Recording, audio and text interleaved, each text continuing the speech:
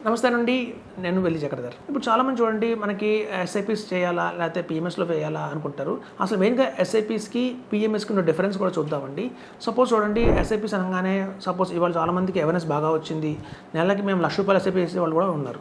So ఇప్పుడు for example చూద్దామండి, నెల ఎవరైనా కనుక ₹1,00,000 ఎస్ఐపీ వేస్తే వాళ్ళకి రిటర్న్స్ ఎలా వస్తాయో చూద్దాం. చూడండి, నెలకి 1,00,000 అనగానే ఒక 5 ఇయర్స్ తీసుకుందాం టైము. 5 ఇయర్స్లో వాళ్ళు పెట్టేది ఎంత అంటే 60 లక్షలు పెడతారు. ఎందుకంటే 5 ఏళ్ళకి 12 నెలలు చొప్పున మనకి 60 నెలలు వస్తాయి. సో 60 మంత్స్లో వాళ్ళు పెట్టేది ఎంత అంటే 60 lakhs.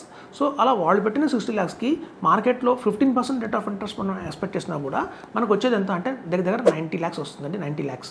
సో చూడండి, అలా గణనీయంగా ఇంకొంచెం పెంచుకుంటూ వాళ్ళు కనుక ఒక 9 years చేశారనుకోండి. సపోజ్ 9 years అలా చేస్తే 108 months కనుక అలా ఇన్వెస్ట్ చేస్తే దగ్గర ₹1,00,00,000 పెట్టారు. సో వాళ్ళు పెట్టిన ₹1,00,00,000కి అప్పుడు కూడా 1,75,00,000 2,05,00,000 అలా వస్తుందండి రిటర్న్ అయితే.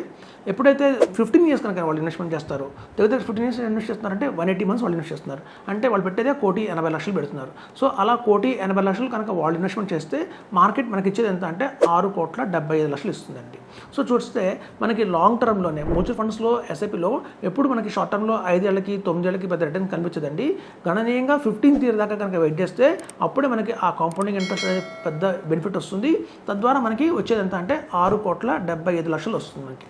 సో అదే మనం చెప్పేది ఏంటంటే, ఒకే మన ఎస్ఐపి రూపంలో కాకుండా స్టార్టింగ్లోనే ఒక 50 lakhs కనుక ఇన్వెస్ట్మెంట్ చేసి అలా వదిలేస్తే మార్కెట్లో అదే 15 years కనుక వెయిట్ చేస్తే దగ్గర మనకు వచ్చేది ఎంత అంటే 7,75,00,000. చూడండి, మనం ఎప్పుడు ఎస్ఐపి రూపంలో మనం పెట్టేదేమో 1,80,00,000 అయితే మనం ఒక పిఎంఎస్లో మనం పెట్టేది కేవలం 50,00,000. అంటే చాలా తక్కువ అమౌంట్ పెడుతున్నాము, కానీ ఫలితం 15 years తర్వాత చూస్తే ఇంకో ₹1,00,000 ఎక్స్ట్రా వచ్చింది మన పిఎంఎస్లో. అయితే అనుకుంటాం, సార్ పిఎంఎస్ దగ్గర పెట్టాలి అంటే మన దగ్గర చాలా డబ్బులు ఉండాలి, 50 lakhs ఉండాలి, మనతో అవ్వదు కదా. సో అప్పుడు మనం ఏం చేయాలంటే, ఈ ఎస్ఐపి 1 lakh ఏదైతే అనుకుంటున్నారో అది మీకు కేవలం 4 years మాత్రం వేయండి. 3.5 years 4 years వేస్తే మనం చేసే ఎస్ఐపికి ఈక్వల్గా మనకి 50 lakhs అనేది వస్తుంది.